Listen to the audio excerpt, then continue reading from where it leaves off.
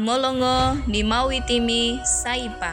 Assalamualaikum warahmatullahi wabarakatuh. Perkenalkan, nama saya Risayanti. Saya adalah salah satu calon guru penggerak Angkatan 11 Kabupaten Mimika. Pada kesempatan kali ini saya akan memaparkan dan menyajikan video aksi nyata modul 1.4 diseminasi budaya positif di SMP Negeri Sentra Pendidikan.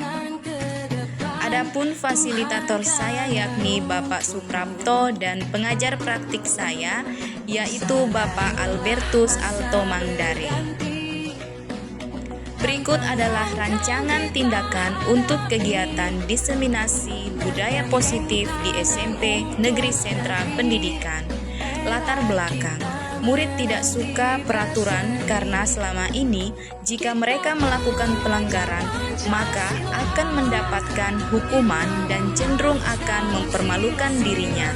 Tujuan dari aksi nyata saya yaitu yang pertama, menciptakan murid yang merdeka dan disiplin diri yang kuat. Yang kedua, menumbuhkan budaya positif di sekolah dengan meyakini nilai-nilai kebajikan universal. Adapun tolak ukur saya yakni yang pertama, terbentuknya keyakinan kelas melalui kegiatan kesepakatan kelas yang dilakukan wali kelas dan murid. Yang kedua, murid mampu menerapkan dan menjalankan keyakinan kelas yang telah dibuat atau disepakati bersama. Langkah-langkah yang saya lakukan adalah sebagai berikut. Yang pertama, berdiskusi dengan kepala sekolah untuk menjelaskan pentingnya penanaman budaya positif dan keyakinan kelas di sekolah, serta meminta izin untuk mendiseminasikan bersama rekan guru. Yang kedua, mengumpulkan rekan guru untuk melakukan diseminasi pemahaman materi budaya positif. Yang ketiga, berkoordinasi dan berkolaborasi dengan wali kelas untuk membuat keyakinan kelas di kelas masing-masing. Yang keempat, memantau, merefleksikan, dan mengevaluasi keyakinan kelas yang telah dibuat dan disepakati bersama. Bapak Ibu guru hebat, berikut ini video kegiatan diseminasi di SMP Negeri Sentra Pendidikan mengenai pemahaman budaya positif di sekolah serta penerapan keyakinan kelas yang saya laksanakan di kelas 8C. Selamat menyaksikan.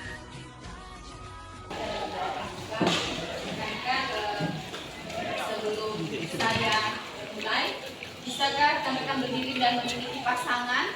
Punya pasangan. Ya, maksudnya laki-laki, udah dengan laki-laki, pokoknya harus berpasang-pasangan. Punya pasangan. Yang jalan bagian ada yang menangkap ya. Ya, siap. Siap. Oke, siap. Siap ya Bapak Ibu? Ya. 1, 2, 3. 15 dikurang 7. 15 dikurang 7. Ayo 15 dikurang 7.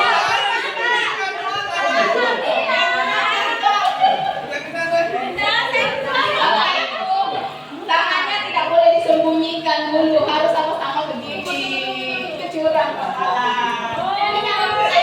Jadi kalau misalnya Bapak Arnold adalah benar, hasil jawabannya benar, saya harus hasil jawabannya ganjil. Kalau saya bilang ini bulan 3 berarti 2, berarti kan Bapak seperti nilainya 2 genap. Bapak yang harus menangkap tangannya Pak Yanto. Berarti tadi sudah yang ganjil, diam saja pasang. Enggak boleh, harus dia harus tahu. Jangan menangkap. Iya. Oke, kita ini boleh soal perkalian, pembagian, pengurangan dan bisa ya. 7 kali 2.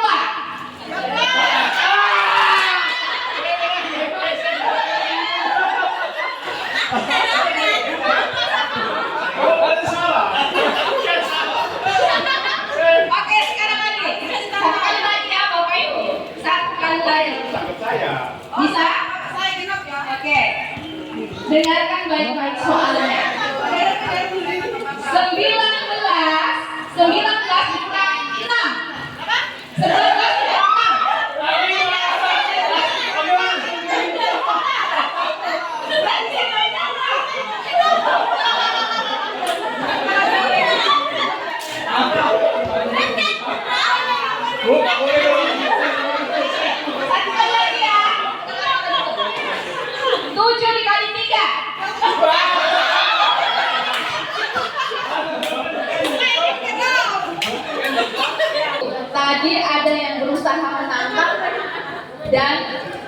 ditangkap seperti itu. Nah, Bapak Ibu kira-kira siapa yang memegang kendali itu? Siapa yang memegang kendali itu? Coba Ibu adili. Siapa yang memegang kendali itu pada saat ditangkap dan menangkap? Iya, siapa yang memegang kendali atau posisi kontrol? Ayo. Diri sendiri dengan tangan. Diri sendiri dengan tangan. Iya. Ada yang punya pendapat lain, Bapak Ibu? Ada yang punya pendapat lain? Yang mengucapkan soal. Yang mengucapkan soal. Nah, ibaratnya Bapak Ibu, yang sebenarnya yang berusaha untuk mengontrol diri kita, yang tadi kejadian tadi itu ditangkap dan menangkap itu sebenarnya adalah diri kita sendiri. Nah, ini ada kaitannya dengan materi kita hari ini, yaitu tentang budaya positif di sekolah. Kira-kira menurut Bapak Ibu, pentingkah menciptakan lingkungan yang positif? Pak Fernando, coba. Bapak, saya minta pendapatnya. Pentingkah kita menciptakan lingkungan positif di sekolah? Alasannya, Pak? Karena mencerminkan edukasi yang bermanfaat Menciptakan edukasi yang sangat bermanfaat untuk peserta didik. Ya, jadi Bapak Ibu, lingkungan yang positif itu akan mempengaruhi juga proses belajar anak kita. Seperti itu.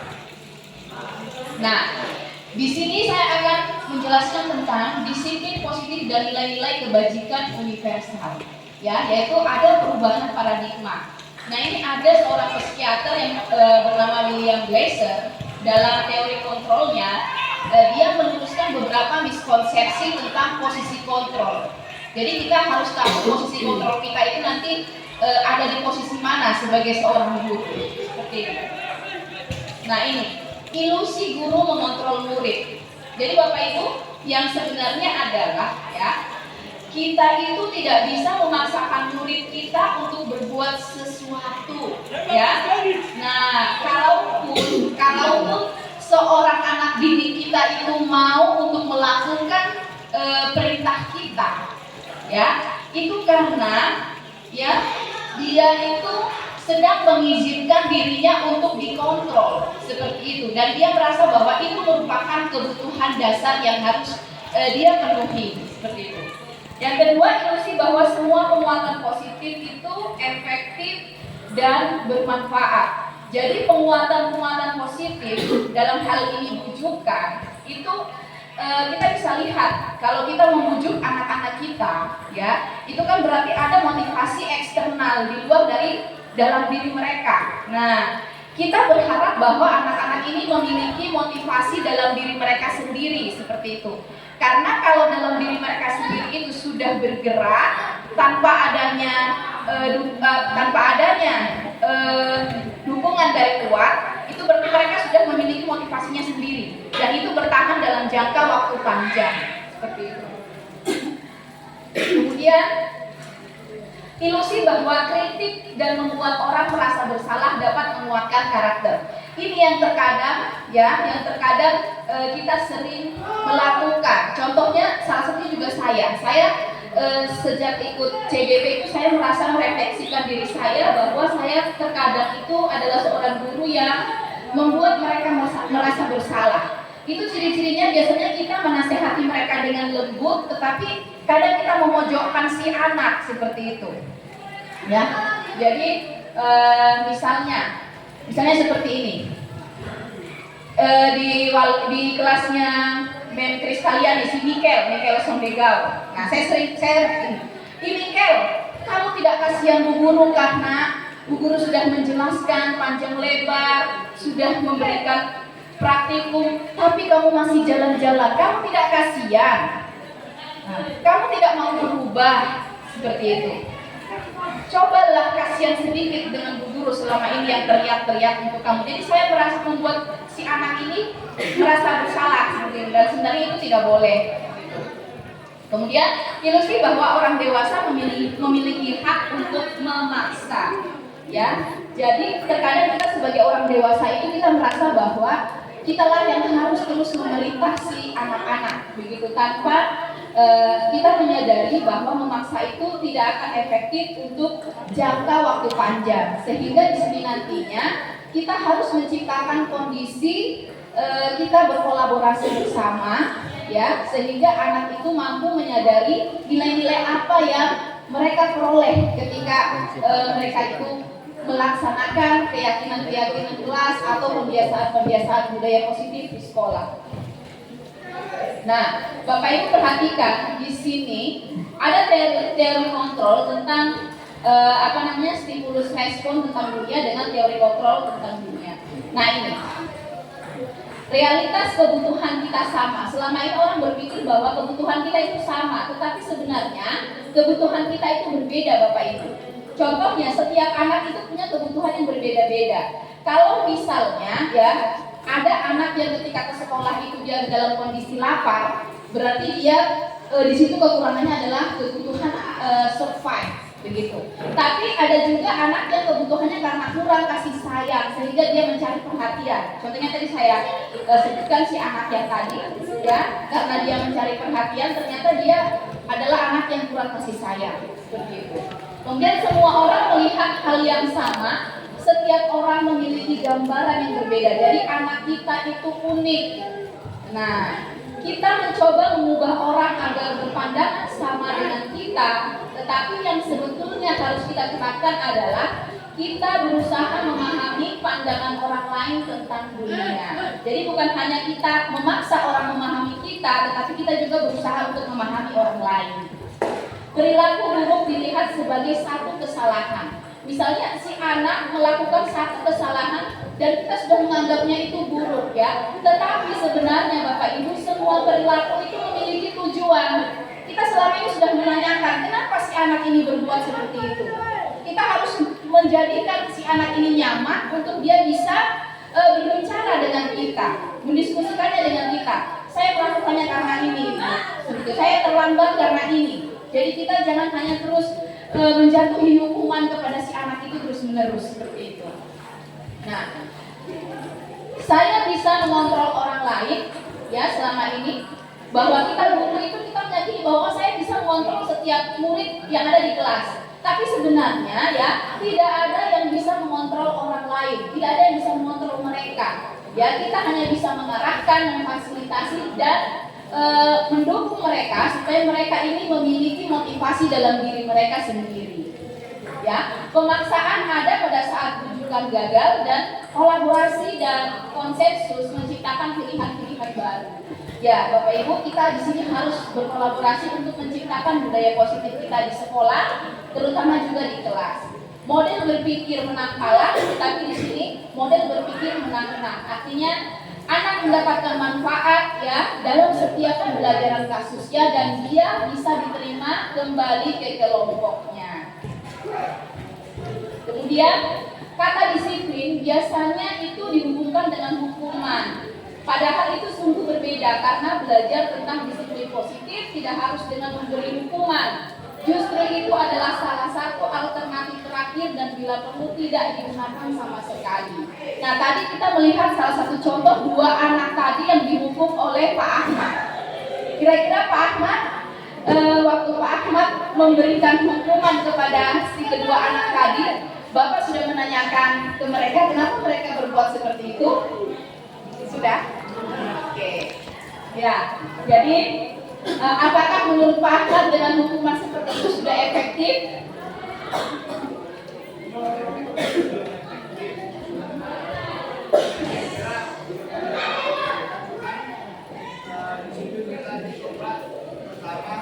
Mencari tahu permasalahannya apa sehingga dia tidak menyesuaikan berbaris dengan teman-temannya. Yang satu tadi alasan kepalanya pusing, yang satu alasan ikat tali sepatu.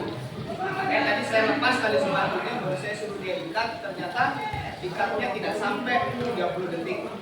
Jadi di situ saya bilang tadi arahkan untuk berbaris itu lama, terus jaraknya lama terus dekat lama. Baru ikat sepatu kan itu dia sudah langsung kesalahannya. Setelah itu efek mungkin sebagai hukuman kita berikan. Oke, baik. Tadi anak-anak bisa memahami kesalahan-kesalahannya. Tetapi Bapak Ibu diingat bahwa anak-anak juga harus meyakini keyakinan sekolah apa yang sudah mereka langgar. Seperti itu. Nah, yang berikutnya adalah disiplin dimaknai menjadi sesuatu yang dilakukan seseorang pada orang lain untuk mendapatkan kepatuhan. Ya, kita berharap bahwa dengan disiplin itu si anak itu menjadi patuh terhadap aturan-aturan sekolah.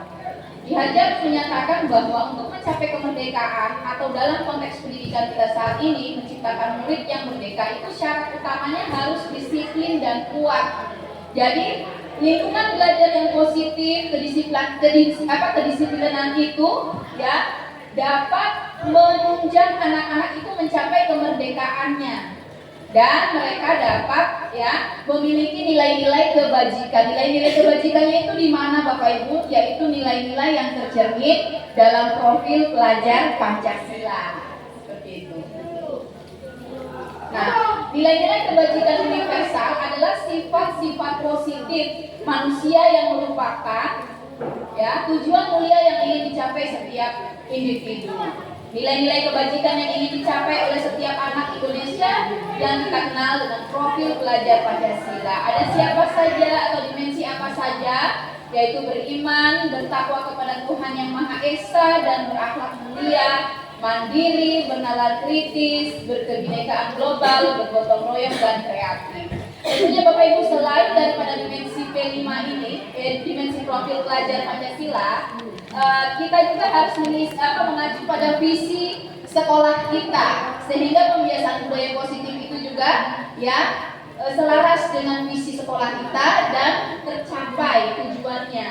Ya, kemarin kan berkebinekaan global, mandiri, seperti itu ya yang mau kita lihat dari visi kita.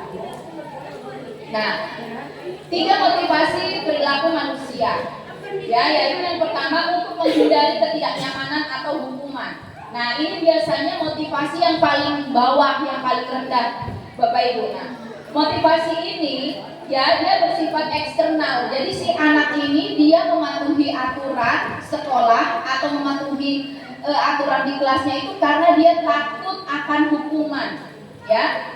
Kemudian yang kedua untuk mendapatkan imbalan atau penghargaan dari orang lain. Tadi saya sudah bertanya ke Pak Ahmad, ke Pak Fernando, saya mau bertanya ke Pak Palang. Menurut Bapak, kalau kita memberikan hadiah untuk anak itu sudah tepat atau belum, Bapak?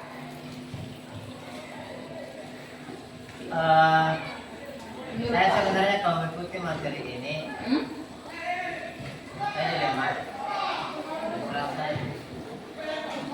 Kenapa saya katakan dilema? Pertama, kita di sekolah kan sudah kita mendidik. Lalu ketika sekarang kita dilarang sekali untuk anak. Saya secara nurani itu kurang tepat. Oh, firman Tuhan sendiri bilang, minta maaf ya, saya belajar. Kita baca Amsal 23 ayat 13. Dengar ini. Saya tahu firman Tuhan. Di dalam mulut orang bodoh ada rotan untuk punggungnya. Yang berikutnya, jangan menolak didikan dari anakmu. Dia tidak akan mati kalau engkau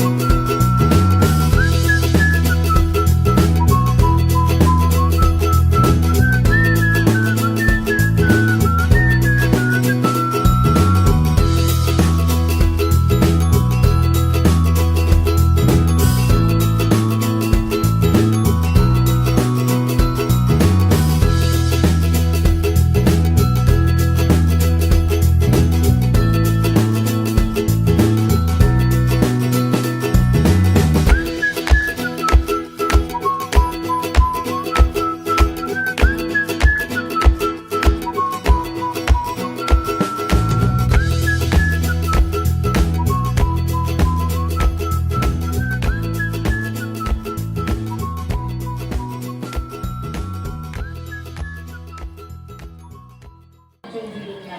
Baik, dari kisah ini, bisakah kita mensimulasikan sebentar siapa yang ingin menjadi IPA dan menjadi Pak Seno? Baik, Pak Ahmad bisa?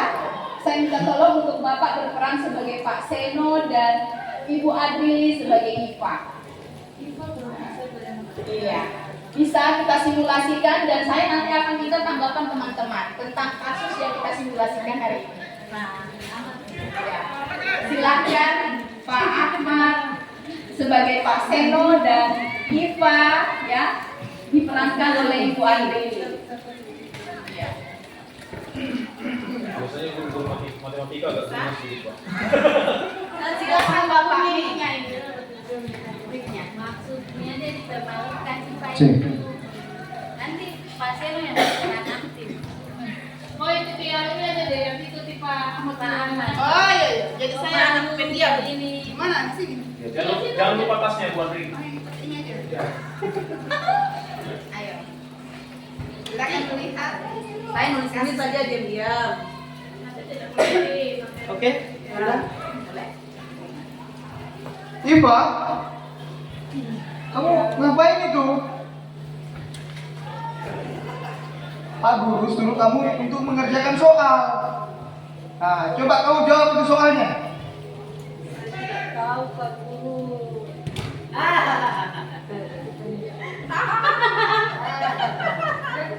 Terus kamu ngerjakan apa itu isinya?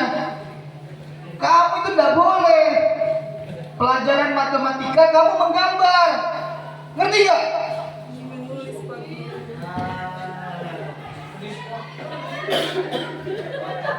Kamu ini buku gambar, alat-alat gambar terus yang dibawa. Kamu tahu kan sekarang pelajaran matematika? Lain kali tidak boleh begitu. Ngerti?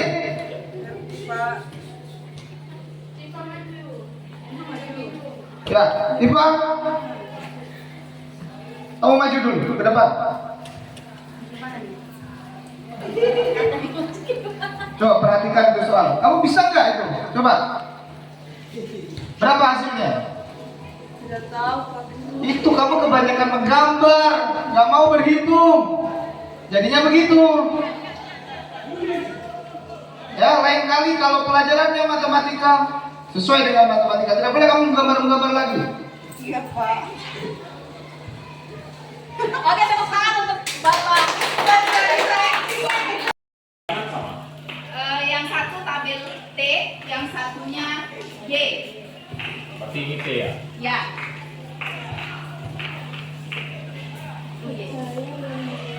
Silakan Pak bikin 2 kolom. Kolomnya 2. Ya.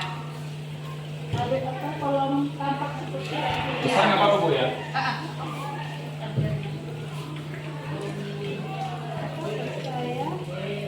Begini? Iya. Ini juga?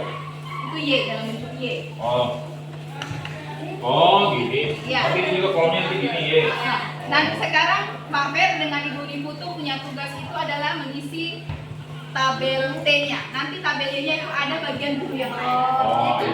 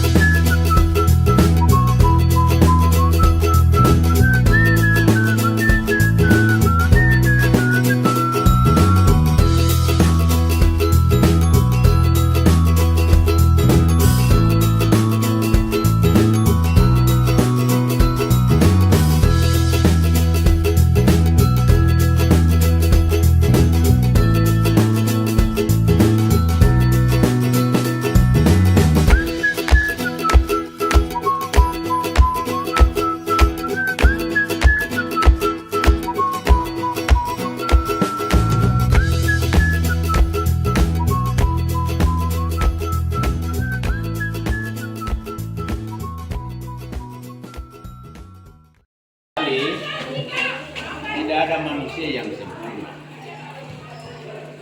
Yang kamu lakukan itu juga sebetulnya tidak salah. Maksudmu baik, tapi caramu, kata-katamu itu yang mungkin menyakitkan Amira. Kita punya keyakinan dalam kelas ini kan kita sudah sepakati saling menghargai. Ya, harus membuat semua orang dalam kelas kita ini merasa senang.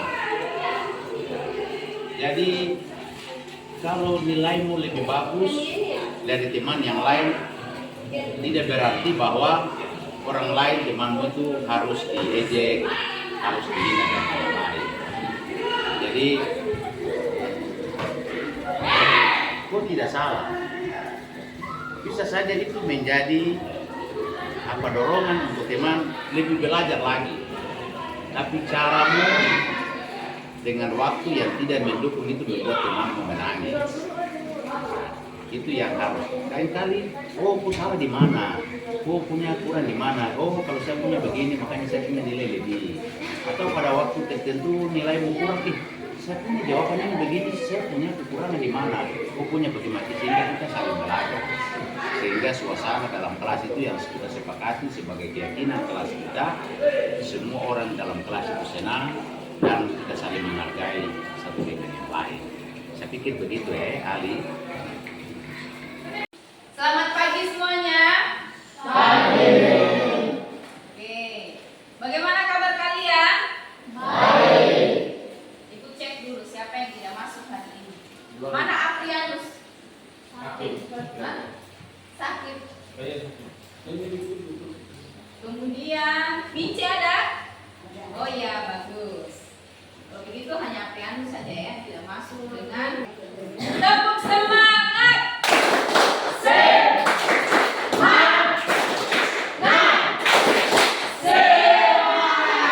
Oke, tepuk tangan untuk kita semua. Silakan duduk. Ya, anak-anak, hari ini kita mau membuat tentang keyakinan kelas. Pernah dengar apa itu keyakinan kelas? Pernah dengar? Pernah, Aguna? Pernah dengar? Iya, kira-kira keyakinan kelas itu apa, Aguna? Oh, menjaga kelas, contohnya begitu. Menjaga kelas untuk apa?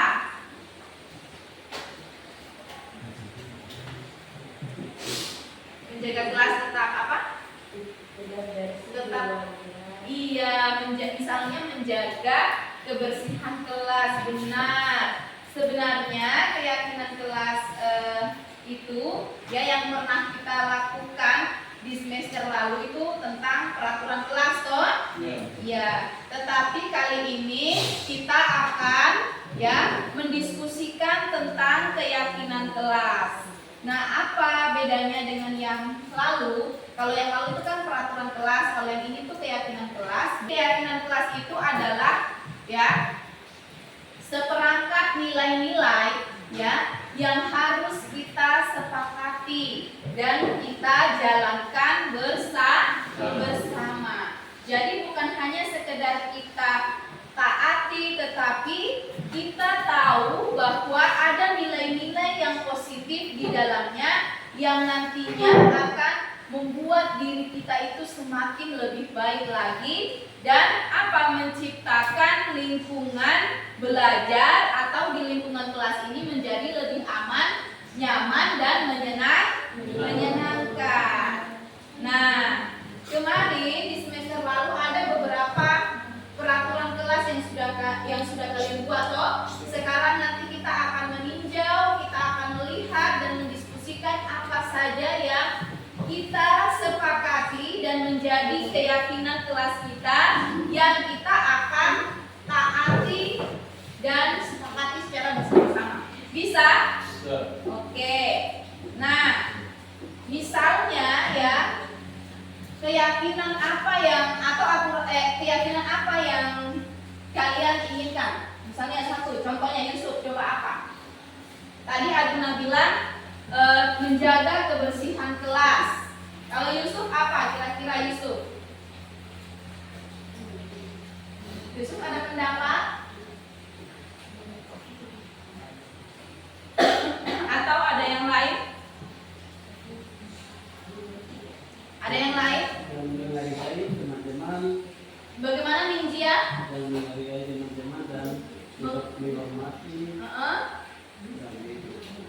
Menghargai dan menghormati orang lain, kata Ningxia. Tepuk tangan dulu untuk Ningxia. Luar biasa, menghargai dan menghormati orang lain. Itu perlu tidak di kelas kita ini? Kita terapkan. Iya, perlu. Kalau Aguna tadi mengatakan bahwa kita harus menjaga kebersihan, itu juga benar. Nah, anak-anak, dalam membuat keyakinan kelas ini, kita gunakan kalimat-kalimat positif ya. Nah, kan ada kalimat positif, ada kalimat negatif. Yang dikatakan Ningxia tadi itu adalah salah satu bentuk keyakinan kelas dalam bentuk kalimat positif. Itu sudah luar biasa. Ya, tadi adalah Ningxia katakan kita harus menghargai dan menghormati orang lain. Nah, itu kalimat positif. Kalau kalimat negatif misalnya begini, jangan buang sampah. Ada kata jangan, itu berarti kalimat negatif. Nah, di sini ibu maunya tadi seperti Ningxia tadi contohnya, dia mengungkapkan atau dia mengatakan kalimat yang positif untuk keyakinan kelas kita. Ya, dengan tadi menghargai dan menghormati orang lain. Sekarang ibu akan bagikan sticky note ya, sticky note ini. Nah, kemudian nanti kalian tuliskan keyakinan kelas apa yang kalian ingin sepakati. Ya, tuliskan di sini. Kemudian masing-masing orang menempelkan di sini, di kertas ini. Di kertas ini ditempelkan. Nanti kita akan lihat ya keyakinan kelas apa yang akan kita sepakati. Jadi masing-masing menuliskan di sticky note yang akan ibu bagikan.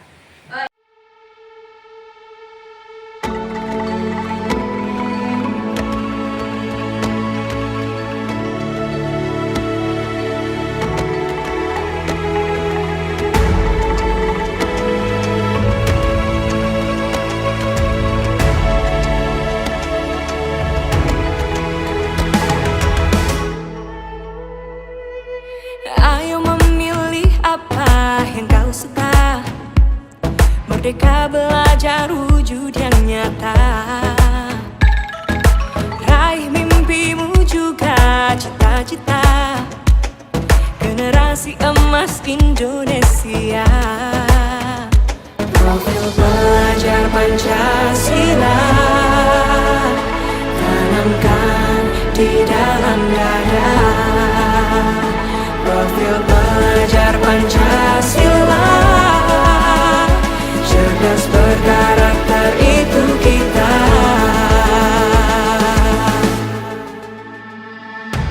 Beriman dan bertakwa pada Tuhan yang Maha Esa. Berakhlak mulia, berkebinekaan global kita. Gotong royong, berjiwa mandiri, berpikir kreatif dan bernalar kritis. Perbedaan bukan suatu halangan untuk kita saling bergandeng tangan. Bhinneka Tunggal Ika, semboyan negeri kita yang harus kita jaga bersama. Profil pelajar Pancasila tanamkan di dalam dada. Profil pelajar Pancasila cerdas berkarakter itu kita.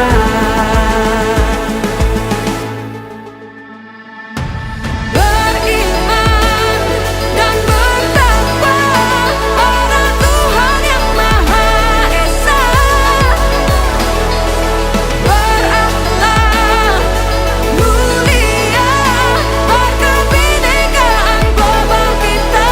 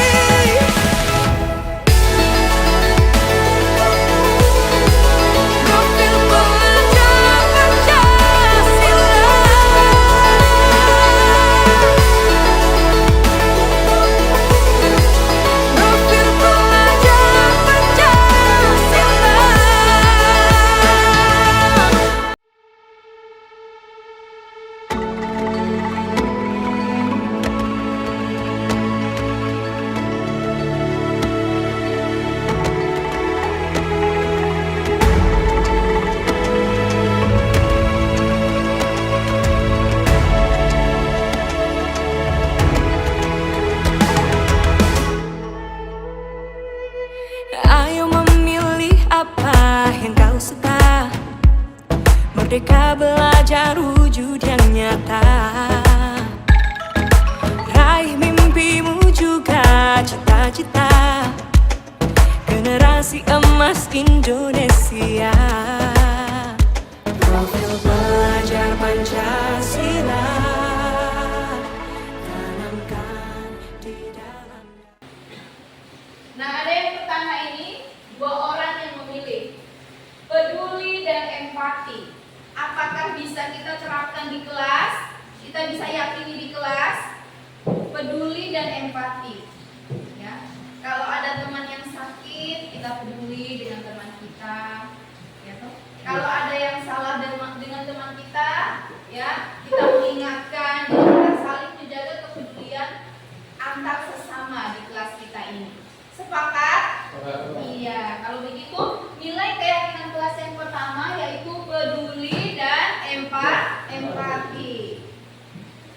Nah, keyakinan yang kita sudah sepakati sebanyak 7 ini apa saja? Yaitu yang pertama, peduli dan empati. Itu ingat. Yang kedua, menghargai dan menghormati orang lain.